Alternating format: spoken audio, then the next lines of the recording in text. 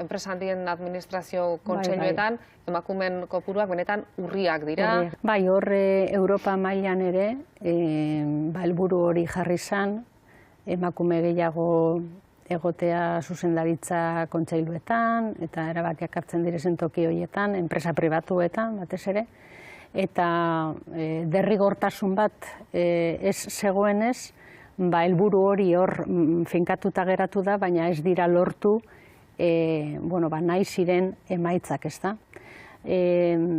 Derrigortasuna dagoen herrialde horietan, bai lortu dala aldaketa bat, ez da. Eta hemen ere, naiz eta esan dudan bezala, hau gure eskumenetik kanpo geratu, horrelako erabakiak hartu beharko dira, ze ikusten da, naiz eta helburua jarrita, gero ez badagoen derrigortasun bat, azkenean ez dala betetzen. Eta derrigortasun hori ezartzeko urratsak proposatuko dituzue, ez? Hori ez da zuen bidea?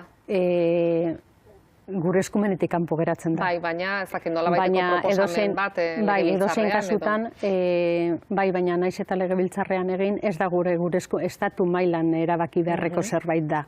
Hori esan gure dut. Eta askotan, bai komentatu dana da hori, ez da. Horrelako helburuak planteatzen direnean, batez ere arlo pribatuan, eta atzetik derrigortasun bat ez dagoenean, ikusi da, adibidez esan dizudan bezala, Europa mailan duela urte batzuk planteatu zen helburu hori lortu beharra, baina derrigorrezkoa zenez, azkenean hor geratu da.